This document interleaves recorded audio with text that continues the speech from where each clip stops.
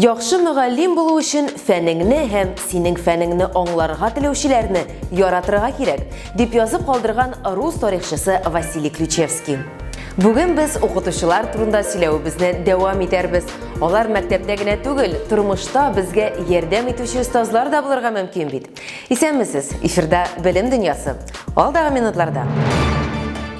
Президентның эчке серләре Рөстәм Миңнеханов мөгаллимнәрне ничек котлаган һәм аларга нинди серен шишкән? Мине дә өйрәтсеннәр. Татарстанда һөнәри техник белем бирүнең 80 еллыгын ничек бәйрәм иттеләр? Укытучылар көненә багышланган флешмоб мөгаллимнәр интернет йолдызларына ничек әверелә?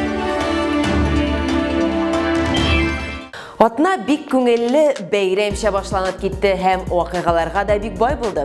Атна башында Татарстан мөгаллимнәре илдәге хезмәттәшләре кебек үк һөнәри бәйрәмнәрен билгеләп үтте. Педагогларны, укучылары, аларның ата-аналары котлады. Укытучыларны аеруча да республиканың беренче затлары хөрмәтләде. Алар барлык эш көнен диярлек педагоглар белән аралашуга багышлады. Татарстан президенты һәм республиканың дәүләт киңәшчесе адымнар дип аталган Казандагы беренче полилингваль белем бирү комплексында булдылар. Алар яңа мәктәпне карап кына калмыйча, белем бирү комплексының мөгаллимнәре һәм мәгариф тармагы ветераннары белән дә очрашты. Соңрак шул ук көнне укытучыларны данлау тантанасы узды. Чара ничек узды һәм ике президент мөгаллимнәргә нинди серләрен ачкан? Булар хакында хәбәрчебез Мәрсилә Искәндәрова. Укытучылар көнен республикада зурлап үткәрделәр. Татарстан президенты Рөстәм Миңнеханов, дәүләт киңәшчесе Минтимер Шәймиев бәйрәм көнендә адымнар белем һәм татулыкка юл полилингваль комплексында булдылар. Биредә хезмәт куючы мөгаллимнәр белән аралаштылар. Авыр һәм җаваплы эшләрендә уңышлар теләде, ә президент үзе исә бер вакытта да укытучы яисә табиб булып эшли алмаячагы хакында да әйтеп үтте. Чөнки аның фикеренчә, әлеге һөнәрләр бик күп җаваплылык һәм тырышлык таләп итә. Үзегез әзерләйсезме әллә нидән? Без әзерләйбез. Баршында. Бөтен безнең проект. Рөстәм Миңнеханов барлык уку бүлмәләрен карап чыкты һәм Минтимер Шәймиев белән комплекс турында үзара фикердә алыштылар. Димәк, 4 елдан соң адымнар полилингваль комплекслар шелтәрен 6-га кадәр киңәйтү планлаштырыла. Аларның икесе Казанда, берсе Алабугада, Яршаллыда, Әлмәттә һәм Түбән Камада булачак. Шуны да онытмыйк, әлеге комплекс Татарстан дәүләт киңәшчесе Минтимер Шәймиев инициативасы белән оештырылды. Укытучы күпме нәни күзләр карашларын аңа төбәгән. Бүген Казан шәһәрендә гаҗәеп матур чара. Укытучыларның профессиональ бәйрәмнәре көнне аларның иңнәрен бүләкләячәкләр. Авыр һәм җаваплы хезмәтеңне күрә белү чыннан да зур уңыш. Шулай ук бәйрәм көне уңаеннан Рөстәм Миңнеханов һәм Минтимер Шәймиев Татарстанның иң яхшы мөгаллимнәрен тәбрикләү чарасында катнашты. Укытучылар өчен оештырылган бәйрәм концертында эстраданың танылган җырчылары, биючеләре сәхнәне дер селкетте.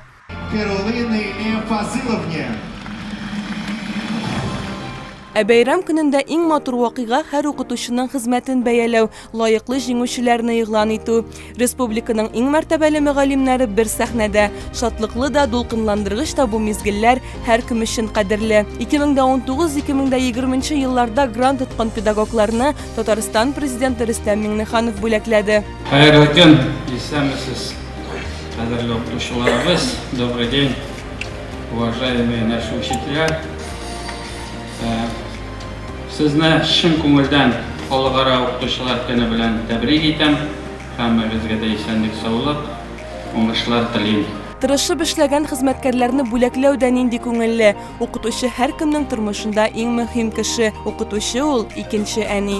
Укытучы ул әһәмиятле һөнәр, җаваплы миссия һәм әлбәттә сәләт. Хезмәтегез иң яхшы кешелек сыйфатларына ия булуны, балаларга шиксез мәхәббәт таләп итә. Татарстан Республикасында барлыгы 75 меңгә якын педагогик хезмәткәр эшли. Аларның 34 меңнән артыгы мәктәпләрдә, 21 меңгә якыны балалар бакчаларында, 8 мең укытучы өстәмә белем бирү учреждениеләрендә, 4 меңнән артыгы көллият һәм техникумларда, 6 меңгә якын педагог югары уку йортларында хезмәт куя.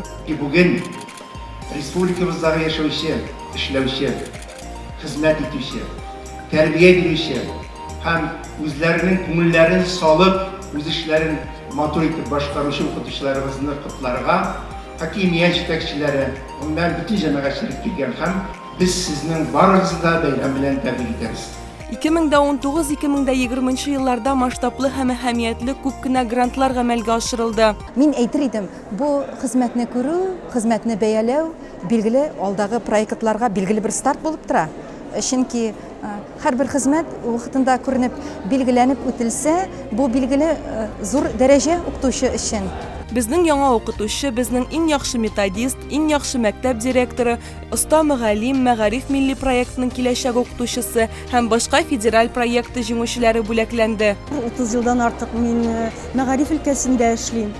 Менә үземә дә лаеклы исем бирделәр, бу исем белән горурланам. Россия Федерациясе президенты Владимир Путин тарафыннан тәкъдим ителгән Земский учитель федераль программасы гамәлгә ашырылды. Авыл җирлегеннән кирәкле вазыйфаларга 13 педагог җәлеп ителде. Алар барысы да 1 миллион сум күләмендә бер тапкыр бирелә торган бүләк алачак. Һәрбер грант ул җиңелдән генә бирелми. Аның өчен 5 ел дәвамында гомер дәвамында укучылар белән төрле бәйге, конференцияләрдә катнашырга, олимпиадаларда җиңүләр яуларга, һөнәри бәйгеләрдә җиңүләр яуларга туры килде. Киләчәктә мондый грантлар тагын да күп булсын. Тырышып эшләгән хезмәтеңне бәяләүләре алга таба эшләр өчен дә зур стимул. Халыкара укытучылар көнендә һөнәри бергәлеккә Татарстанның яңа мәгариф һәм фән министрын тәкъдим итү символик мәгънәгә ия. Министр вазифаларын хәзер Илсур Хадиуллин башкарачак.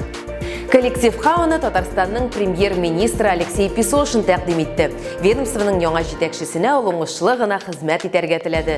Моннан тыш ул министрлык тарафыннан сайланган курс буенча эш алга таба да дәвам итәр дип ышанычын белдерде.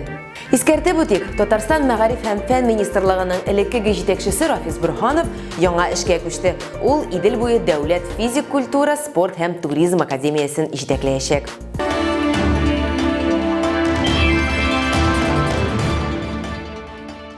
Татарстанда һөнәри техник белем бирү системасының 80 еллыгын билгеләп үттеләр. Тантаналы чара Казан педагогика көллиятендә узды. Бәйрәмгә мәгариф тармагы ветераннары, көллият һәм техникум җитәкчеләре, педагогик хезмәткәрләр һәм студентлар чакырылган иде. Россия мәгърифәт министры да үз видео котлавын әзерләгән иде. 1940 елның 2 октябрендә СССР дәүләт хезмәт резервлары турындагы карар кабул ителә. Аның кысаларында 3 көллият төре билгеләнә: һөнәрчелек, тимер юл һәм фабрика, завод өйрәнчеклеге мәктәпләре оеша. Нәкъ менә бу көнне һөнәри техник белем бирү системасының туган көне дип санарга мөмкин. Хәзер Татарстанда 100гә якын һөнәри белем бирү оешмалары эшләп килә. Аларда 72 меңгә якын студент укый. Һөнәри техник белем бирү өлкәсе нәрсә белән горурлана ала? Хәбәрчебез Надия Кадыймова сюжетында. 2 октябрь Казан педагогия көллияте ишекләрен киң ачып зур бәйрәм үткәрде. Һөнәри техник белем бирә башлауга 80 ел. Давайте вспомним, как все начиналось. Бу дата юкка гына сайланмаган билгеле. 1940 елның 2 октябрендә СССРның Югары Совет Президиумы тарафыннан о государственных трудовых резервах СССР дигән указ чыга. Әлбәттә, илебездә һөнәри техник белем бирү күпкә иртәрәк башлана. Ләкин нәкъ шушы указдан соң дәүләт укуга чыккан барлык финанс мәсьәләләрен үз өстенә ала башлый. Чараны туры эфир ярдәмендә Татарстанның барлык һөнәри техник белем бирү йортлары, эшчеләре һәм укытучылары күзәтә алды. Заманча ремонтланган Казан педагогия көллиятенең 4нче катында урнашкан Алгарыш һөнәри әзерлек үзәгендә Татарстанның төрле төбәкләреннән якынча 140 белгеч җыелды. Алар арасында урта белем бирү йортлары директорлары, педагоглар һәм ветераннар. Катнашучыларга Россиянең мәгариф министры Сергей Кравцов видеоязма аша котлау сүзләрен тапшырды. Бүгенге көндә республика буенча 200дән артык урта белем бирү программалары тормышка ашырыла. Татарстанда 99 һөнәри белем бирү оешмаларында 72 мең студент белем ала. Урта белем бирү системасына шундый зур игътибар бирү аңлашыла да, чөнки эшче куллар икътисадыбызны яхшыртуга зур өлеш кертәләр. Педагогларны котларга килгән Татарстан мәгариф һәм фән министры Илсур Хадиуллин да урта белем бирү йортларының мөһим роль уйнавына сызыклады. Шуңа күрә менә бүгенге бәйрәмдә без барысын да искә алырга тиешбез, рәхмәт әйтергә тиешбез һәм рәхмәт белән берәттән хәзерге заманда менә шушы эшче кадрларын тагын да кирәк булуын, аларның җитмәвен ассызыклап әйтеп үтсәк, безнең алда зур бурычлар тора. Берничә чыгыш укытучы династияларына багышланган иде. Күңелен биреп, вакытын көчен кызганмый эшләгән педагогларга сокланырлык. Мәсәлән, Гатиннар инженер-педагогик династиясына 104 ел дан казанган гаилә. Мин үзем шушы колледжның территориясында туган кеше, шунда үскән кеше. Шуннан соң мәктәп бетергәннән соң 2 ел шунда укыган кеше. Һәм 2 ел армиядә йөреп кайтканнан соң, менә 84 елны минем инде артык семьядагы бөтен кеше дә шушында эшләгәннән соң артык сайлау бәлки уе да булмагандар. Мин шунда эшли башладым. Һәм бүгенге көнгә кадәр шушы колледжда хәзерге эшне дәвам итәм. Җитәкчеләр һәм педагоглар уйлавынча, киләчәк урта белем бирү йортларын тәмамлаган студентлар кулында. Чөнки үсеш өчен барлык мөмкинлекләр дә булдырылган. Минемчә, һөнәри техник белем бирүне перспективалы, прогрессив һәм якты киләчәк көтә. Именно вот этот уровень среднего профессионального образования. Нәкъ шул дәрәҗәдә һөнәри белем бирү системасы һөнәр бирә. Бу чыгарылыш сыйныф укучысына хезмәт базарында конкурентлыкка сәләтле булырга мөмкинлек бирә. Тәрбия һәм белем бирү системасына зур өлеш керткән өчен бәйрәм кичәсе ахырында барлык катнашучыларга рәхмәт хатлары һәм ТАССРның 100 еллыгына багышланган истәлекле бүләкләр тапшырылды. Популяр социаль шелтер укытучылар көне уңаеннан флешмоб башлап җибәрде. Акцияның инициаторы Россия мәгърифәт министрлыгы. Проектны интернет йолдызларына әвереләргә өлгергән укытучылар да бик теләп хуплады. Бөтен дөнья шелтере кулланучыларны агымдагы атнада нәрсәләр белән сөендерде. Гадәттәгечә кызыклы яңалыклар турында традицион кызыклы тәнәфес рубрикасында Нияз Рахман сөйләп үтә. Сәлем дуслар, бу кабаттан инде сез яратып өлгергән сәхифә. Интернеттагы иң кызыклы яңалыклар хакында алдагы минутларда сөйләшербез. Бу атнада бит әле зур бәйрәм булды. Укытучылар көне хакында әйтми калмый мөмкин түгел. Без дә сезне кабаттан чын күңелдән котлыйбыз. Бу бәйрәмгә битараф калмаучылар үзләренең беренче укытучыларын искә ала, мәктәп еллары фотоларын социаль шелтерләргә куя. Шул уңайдан Россия мәгърифәт министрлыгы TikTok битендә хәтта махсус акция игълан итте. Аның кагыйдәләре буенча укытучылар көне хэштегы белән махсус видео язма төшерергә кирәк була. Анда исә син үзеңнең укытучың турында сөйләргә тиешлең. Акциягә танылган йолдызлар һәм башка интернет вәкилләре дә кушыла. Нәтиҗәсе менә шундыйрак. Я от всей души хочу поздравить наших дорогих учителей с очень важным и действительно заслуженным праздником, с Днем Учителя. Акылны ничек үстерергә? Норвегиядә табигый һәм техник фәннәр университеты галимнәре бу өлкәдә кызыклы тикшерү үткәргән.